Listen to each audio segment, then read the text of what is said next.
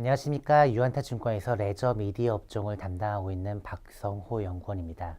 오늘은 지난 2월 25일에 개장한 제주 신화월드의 카지노 개장권에 대한 코멘트 자료에 대해서 설명을 좀 드리도록 하겠습니다.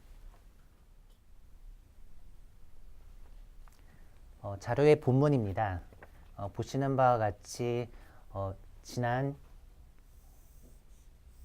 2018년 2월 25일자로 제주 신화월드에서는 카지노를 포함한 복합 리조트형 카지노 1단계가 이제 그랜드 오픈을 하였습니다. 이 돈 카지노의 그 면적은 약 5,500 제곱미터 정도로 파라다이스 시티에서 국내에서 두 번째로 넓은 웨인 카지노가 되고요. 게임기 수는 테이블이 155대, 그리고 기타 전자게임 및 ETG 머신이 약 239대로 구성되어서 게임기기 수로 보게 되면 파라다이스 시티와 거의 맞먹는 수준입니다. 호텔 콘도 객실 수는 1584개로 굉장히 많은 편입니다. 자, 저희는 이번에 개장한 제주 신화월드가 이 파라다이스 시티와의 직접적으로 경쟁을 할 가능성은 낮을 것으로 보고 있습니다. 핵심 이유는 다음과 같은데요. 첫 번째, 제주 지역 카지노들 같은 경우에 중국 정켓 중심의 영업을 합니다. 그렇기 때문에 직접 마케팅을 하고 있는 파라다이스나 GK과는 영업 구조가 완전히 상이하다라고 보시면 되겠습니다. 파라다이스에 멤버십을 두고 있는 중국인 VIP 분들은 지금 제주 지역 카지노들의 멤버십을 갖고 있지 않다라는 것이고요. 두 번째로는 이 파라다이스 시티 같은 경우에는 인천공항의 근접 시설입니다. 인천공항의 연간 여객 처리 능력은 무려 7천만 명에 달하고요. 2023년이 지나면 연간 1억 명을 넘어서는 동아시아 3대 허브 공항입니다. 반면에 제주도 같은 경우에는 제주공항의 국제선 여객 처리 능력이 435만 명에 그치고 있기 때문에 이 캐파에서 굉장한 차이를 보이고 있습니다. 또한 이 제주도에는 내국인 인구가 그렇게 많지가 않은 편이고요. 인구 기반이 협소하기 때문에 대한항공과 같은 풀서비스 캐리어가 제주공항 국제선 노선에 투입되기 상당히 어렵습니다. 그래서 제주공항 같은 경우에는 ACC 중심의 지금 공항으로 지금 기능을 하고 있고요.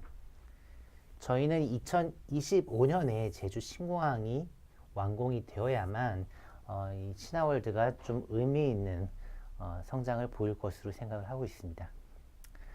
전반적으로 보게 되면 제주 신화월드는 매출액은 정켓 중심의 영업으로 인해서 한 단계 좀 더 올라갈 가능성이 있지만요.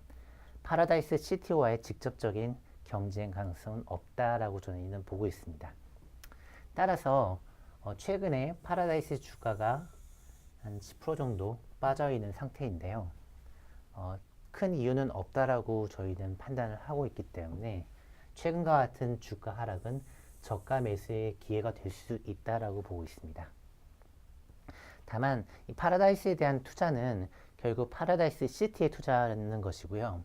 파라다이스 시티는 올해 9월 말쯤에 1-2단계 그랜드 오픈을 하기 때문에 그때까지는 주가가 좀 횡보하는 모습이 나타날 수 있다는 점은 유념할 필요가 있으실 것 같습니다. 이 자료에 있는 그 몇 가지 그림을 좀 보여드리겠습니다. 일단 제주 신화 역사공원이라는 것이 바로 그 랜딩 카지노가 위치하고 있는 곳입니다. 여기가 바로 랜딩 카지노가 위치하는 제주 신화월드 지역이고요. 중문단지에서 굉장히 가까운 위치에 있습니다. 지금 현재 제주 공항에서는 그렇게 멀지가 않은 편이고요. 신공항이 지금 들어올 예정지는 이곳입니다. 신공항이 좀 들어오게 되면은 좀 더 많은 트래픽이 좀 유입될 수 있는 포텐셜은 있지만 조금 전에 말씀드린 것과 같이 신공항의 개장 시점은 2025년이기 때문에 현 시점에서는 굉장히 멀리 떨어져 있다고 보시면 되겠습니다. 시내 역사공원 같은 경우에는요, 이 JDC가 전체 프로젝트를 진행하는데 그 중에서 이 세계 지구, ARH 지구 같은 경우에는 람정 제주 개발이라는 회사가 운영을 하고 있고요. 이 ARH 지구 같은 경우에는 이름이 제주 신화월드라고 이렇게 지어져 있습니다.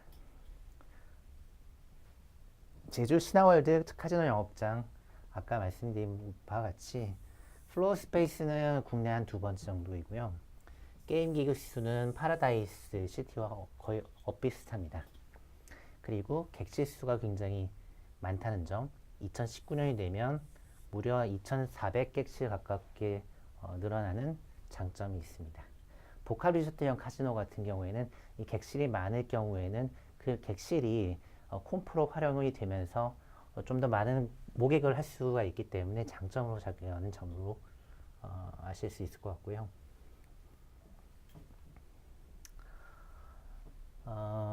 조금 이해를 돕기 위해서 우리나라 카지노 시장에 대해서 좀 말씀드리겠습니다. 우리나라의 카지노 시장은 대략 수도권 기준으로 보면 한 9천억 시장, 제주 기준으로 보면 약 한 1,700억 정도 되는 시장입니다. 그리고 제주 지역에는 총 8개의 카지노가 있고요. 그 중에 파라다이스 계열을 제외한 나머지가 6개입니다. 그리고 이 6개 카지노들 같은 경우에는 정켓으로 영업하는 곳입니다. 그래서 기존의 파라다이스 GK과는 좀 다른 스타일의 카지노들이고요. 매출액 사이즈는 랜딩 카지노가 하얏트에서 지금 영업을 하면서 316억을 2016년도에 기록을 했고 2017년 3Q 누적으로는 381억을 기록해서 대략 한 400억대 매출액을 2017년에 기록을 했을 것으로 추정이 됩니다.